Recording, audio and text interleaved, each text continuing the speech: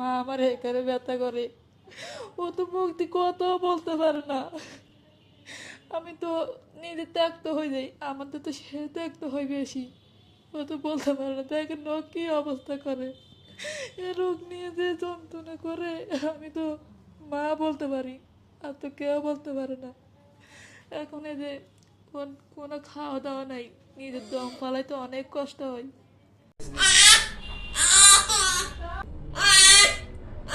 হয়তো আমাদের নিজের শরীর ডাক্তার কাছে বিক্রি করে দিতে হবে। পুলা সব ফুলে গেছে সবকিছু, মানে ওর এই যে পাটা দেখেন আপনারা, যে পায়ে পানি জমে ফুলে গেছে, মানে সবকিছু, মানে এই যে এই হইল অবস্থা। ও তো এখনো শুধু মা ছাড়া কোনো কথা এখনো ও বলতে পারে না। যে সন্তান মারা ছাড়া থাকে না, এখন সে রোগ নিয়ে সারাক্ষণ ব্যস্ত পড়ে থাকে, কিন্তু আমার কথা এখন ওর কাছে মনে নেই। ও শুধু রোগ নিয়ে যন্ত্রণা ভোগাইতে আছে, যন্ত্রণা শুধু রোগ দিয়ে ওর অনেক কষ্ট যাইতেছে। আপনারটা মাস ধরে এই যে ইসরাফিল এমন বিরল রোগে ভুগতেছে, যার পেটের মধ্যে একটা টিউমার আছে 19 সেন্টিমিটারের। আসসালামু আলাইকুম। এই মুহূর্তে আছি আমরা ধানমন্ডি শঙ্করে আহমেদ মেডিকেলে শিশু ইসরাফিলকে নিয়ে, যার পেটের মধ্যে পুরোটাই টিউমার এত বড় হয়ে গেছে যে আসলে মানে এখন মানে ও যে কি কষ্ট ফিল করতেছে। তো ওর চিকিৎসার জন্য আমি উদ্যোগ নিয়েছিলাম, তো সেখান থেকে ফেসবুক এবং ইউটিউবের মাধ্যমে আপনারা সাহায্য পাঠাচ্ছেন। সেই সাহায্যের দ্বারাই প্রত্যেকদিন 19,000, 20,000, 21,000 টাকা চিকিৎসা খরচ। তো সেই সম্পূর্ণ খরচটা আপনাদের ফেসবুকে দানের টাকা এবং ইউটিউবের দানের টাকা, মানুষ আপনারা 5 টাকা, 10 টাকা, 100 টাকা, 5,000 টাকা, যে যেভাবে পারতেছেন সাহায্য পাঠাচ্ছেন। সেই সাহায্য দিয়েই ওর এই যে প্রত্যেকদিন ইনজেকশন এক একটা 5,312 টাকা। ইসরাফিলের বাবা ফারজানা নামে এক প্রবাসী আপু, আপনার ইসরাফিলের চিকিৎসা, এই যে ইনজেকশন আপনি কিনতে পারেন না, ঠিক আছে, আপনার তো কোনো মানে চিকিৎসা চালানোর মতো সামর্থ্য নাই, তো ফারজানা আপু আপনার বাচ্চার জন্য 56,486 টাকা না জানি 46 পয়সা, আসলে আমার লেখা আছে, উনি এই পরিমাণে সাহায্য আপনার বাচ্চার জন্য পাঠাইছি। টাকাটা গোনা আছে, ভাবি এই টাকাটা আপনি রাখেন আপনার কাছে। আর ওর মালয়েশিয়া থেকে রাসেল নামে এক ভাই, আপনার ইসরাফিলের ভিডিও দেখে উনি মালয়েশিয়ার ওনার যত বন্ধু বান্ধব ছিল, রুমমেট ছিল, তাদের মাধ্যমে 7,500 টাকা সাহায্য তুলে পাঠিয়েছে। এই টাকাটাও রাখবেন। সেই টিউমারের কারণে খাদ্য নালী, পাকস্থলী সবকিছু চাপ দিয়ে রেখেছে এবং ও তেমন কিছু খেতে পারে না। ওর রগ সব ফুলে গেছে, ওর পায়ের মধ্যে পানি জমে গেছে। ওর আসলে মানে এই থেরাপির মাধ্যমে, এই যে 5,312 টাকা ইনজেকশনের মাধ্যমে আসলে ওকে আসলে এই পেটটা কমাতে হবে। কমানোর পরে আসলে এবং ডাক্তার বলছে প্রায় 10 লাখ টাকা লাগবে। ফারজানা আপু এবং রাসেল ভাই পাঠানো মোট 64,000 আর আপনার এখানে আছে, যেটা আপনার ইসরাফিলের চিকিৎসার জন্য দেওয়া হয়েছে। হাসপাতালে এখন পর্যন্ত বাকি কয় টাকা বিল আছে? 48,000 কয় টাকা জানি বিল আসছে। এই টাকাটা দিয়ে কালকে হাসপাতালের বিলটা দিয়ে দিবেন। আর যারা সাহায্য পাঠাইছে তাদের জন্য একটু দোয়া করবেন। আল্লাহ সুস্থ রাখুক, ভালো রাখুক, তাদের হাত পায়ের রাত সুস্থ রাখুক, সবার ভালো, যার সন্তান আছে, বাচ্চা জন বাচ্চা আছে, সবারই ভালো রাখুক। এই যে আপুটা 56,000 টাকা দিচ্ছে, 56,500, আমরা মনে করি কি বিদেশিরা 2-3 লাখ টাকা ইনকাম করে, কিন্তু তারা যে কত পরিমাণে কষ্ট করে ইনকাম করে এটা কিন্তু শুধুমাত্র তারা জানে, এই তারাই জানে, আমরা কিন্তু দেখি না।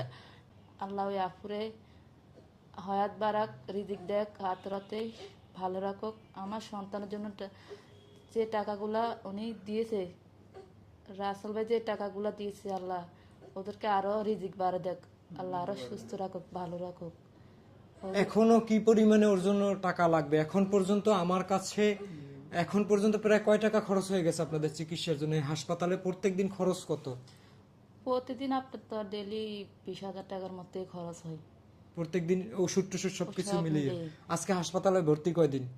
আজকে হাসপাতালে ভর্তি আপনারা 8 দিন। 8 দিন। তো এখন পর্যন্ত এই যে কিরকম টাকা খরচ হয়ে গেছে হিসাব আছে? আপনি আনুমানিক ধারণা করতে পারেন? তাও কিন্তু প্রায় 1,60,000 টাকা খরচ। এরকম হয়েছে 1.5 লাখ টাকার মতো খরচ হয়ে গেছে। এখন এখন পর্যন্ত আরো কত টাকা ওর চিকিৎসার অপারেশন পর্যন্ত ওর চিকিৎসার জন্য টোটাল কত টাকা লাগবে ডাক্তার কি বলছে? ডাক্তার বলছে টোটাল আপনার 10 লাখ টাকার কথা। 10 লাখ টাকার কথা। তো তো ওই টাকায় যেগুলা পাইছে ওগুলা দিতে চিকিৎসা এখন পর্যন্ত আমার কাছে মানুষ 2,40,000 টাকার মতো সাহায্য পাঠাইছে, ঠিক আছে? তো দোয়া করবেন যেন আমি এই আমার বাড়ি পিরোজপুর, আমি পিরোজপুরের ছেলে হয়ে আপনাদের নোয়াখালীর ওর জন্য যে উদ্যোগটা নিতে পারছি, এই মানুষজন যে আগাই আসতেছে, কেউ 5 টাকা 10 টাকা 20 টাকা, কেউ 5,000 টাকা, কেউ 10,000 টাকা, এই যে আপু দিল 56,500 টাকা। তো এই ধারায় জানি মানে আপনার বাচ্চার চিকিৎসার খরচটা আমি জানি ম্যানেজ করে দিতে পারি। এইটা শুধু নামাজ পড়ে দোয়া করবেন এবং দোয়া করবেন যারা টাকাটা আপনার সন্তানের জন্য সাহায্যটা আপনি পাঠান। যদি আমার পাশে আরো আগে দাঁড়াইতেন তাহলে আমার ছেলের ট্রিটমেন্ট আরো আগে ভালো হতো, কিন্তু আমি তো আপনার ঠিকানা তখন পাইনি। ওর ইসরাফিলের আব্বু তো মানুষের বাড়িতে বাড়িতে আপনার যে ফেরি করে প্লাস্টিক বিক্রি করে, তো আপনাদের ঘর বাড়ি কি সবই বিক্রি করে দিছেন? মানে কিছু আছে নতুন করে বিক্রি করার মতো কিছু আছে? আমার কাছে কিছু এমন কিছু নাই আমাদের থেকে আমরা দেন ওই কিছুটা বিক্রি করে ছেলের পিছে আবার দেখবো, ওরকম কিছু নাই আমাদের। আমি নিজের বাড়ি ঘর হারাই এখন কি পর বাড়িতে থাকতেছি। ওর বাবা তো মানে প্লাস্টিক যে ভ্যানটায় করে বিক্রি করতো ওটাও তো বিক্রি করে দিছে। ওটা দিয়ে ফেলাইছে, মানে আমার যতটুকু ওর কি ছিল, চিকিৎসা আপনারা করাইছিলেন না? চিকিৎসা তো শুরু, করাইছি, শুধু অপারেশনের ডেট মানে ওরে করাইতে পারিনি আমি। অপারেশনটা করাইতে পারেন না? জি না, পরীক্ষা দিতে দিতে সব টাকা পরীক্ষার মধ্যে চলে যায়। তখন যদি আপনাদের আমি শাকিলের জায়গায় যদি প্রতিবেশী বা কি এলাকার যারা স্বেচ্ছাসেবী আছে, মানে ভালো ভালো কাজ করে, বাকি মেম্বার চেয়ারম্যান বাকি এলাকার গণ্যমান্য ব্যক্তি, তারা যদি কোনো উদ্যোগ নিত, কত টাকা ম্যানেজ করে দিতে পারলে আপনার ইসরাফিলের চিকিৎসাটা সম্পূর্ণ হয়ে যেত তখন? তখন টাকা বেশি লাগতো না, আপনার হয়তো 1-1.5 লাখ টাকা হলে ও চিকিৎসাটা ট্রিটমেন্ট তাও ভালো তো হতো। আপনাদের কাছে কিছু টাকা ছিল তখন। ওদের বাড়ি নোয়াখালী মাইজদি আন্ডারচর গ্রামে। তো আমি ওদের নাম ঠিকানা সহ পিরোজপুর বসে একটা পোস্ট করেছিলাম, সেইখানে আপনারা 50,000 টাকার মতো সাহায্য পাঠাইছেন আমার নাম্বারে। এরপরে আমি ওকে ঢাকায় এনে হাসপাতালে ভর্তি করেছি।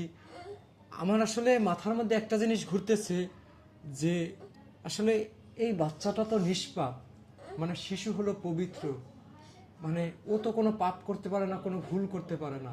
আল্লাহ ওকে একটা রোগ দিয়েছে, কিন্তু আমাদের ঘরেও তো সবার সন্তান আছে। প্রতিবেশী হিসেবে আমাদের একটু দায়িত্ব ছিল।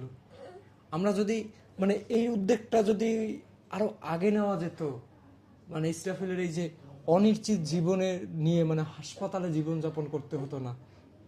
দেখছেন যে পেটটা যদি ভাস্ট হয়ে যায় তাহলে একটা দুর্ঘটনা হয়ে যাবে, এরকম একটা অবস্থা। এই মা বাবা এত দিন কান্নাকাটি করে, এত দিন মানে কোলে নিয়ে বসে থাকতে হয়। তো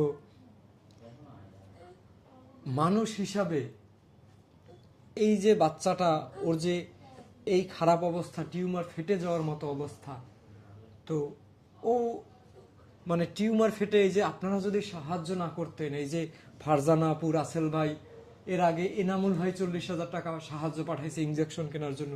তো এই যদি মানুষগুলো যদি এগিয়ে না আসতো, আর যদি আল্লাহ যদি আমাকে ওইখানে হুকুম না করতো, যদি না পাঠাইতো, তাহলে এই বাচ্চাটা উপরে গিয়ে কি বলতো?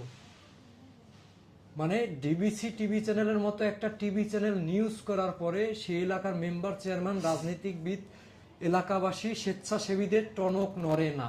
আজকে আল্লাহ যদি হুকুম করে আমাকে না পাঠাইতো, বাকি আমার জায়গায় আরেকজনকে যদি না পাঠাইতো এই দূর থেকে, তাহলে এই বাচ্চাটা আপনাদের কাছে যদি ভিডিওটা না পৌঁছিত, আপনারা যদি সাহায্য না করতেন, তাহলে ওর চিকিৎসাটা তো হতো না। তো এরপরে ও উপর আল্লাহর কাছে মানুষ হিসাবে তো একটু চিকিৎসা পাওয়ার অধিকার তো আছে, আমাদের শিক্ষার অধিকার আছে, চিকিৎসার অধিকার আছে, আমাদের এগুলো নাকি মৌলিক অধিকার। তো এই নিষ্পাপ মানে পবিত্র শিশুটা আল্লাহর কাছে কি একটু অভিযোগ করতো না যে আল্লাহ আমার দোষ কোথায় ছিল? আমি তো কোনো পাপ করি নাই, আমি তো কোনো ভুল করি নাই, মানুষ কেন আমাকে এত অবহেলা করলো? আমি কেন এই একটা বছর মানে 1.5টা বছর আমি কেন এত কষ্ট পেলাম? এই কথাগুলো কি একবারও বলতো না? এই যে সিরাজগঞ্জের শিশু ইসরাফিল, যারে 6,85,112 টাকা সাহায্য তুলে দিলাম, সে মারা গেল। মানে ইন্ডিয়াতে নিয়ে যাওয়ার কথা ছিল, 35 লাখ টাকা অপারেশনের জন্য প্রয়োজন, ভিসা পাসপোর্ট বিমানের টিকিট কাটার পরে ও মারা গেল। তবু ওর হয়তো বা একটা মানে ও একটা অনেক কষ্ট নিয়ে মৃত্যু হলেও ও একটা শান্তি পেয়েছে যে না, মানুষ আমার জন্য চেষ্টা করছে।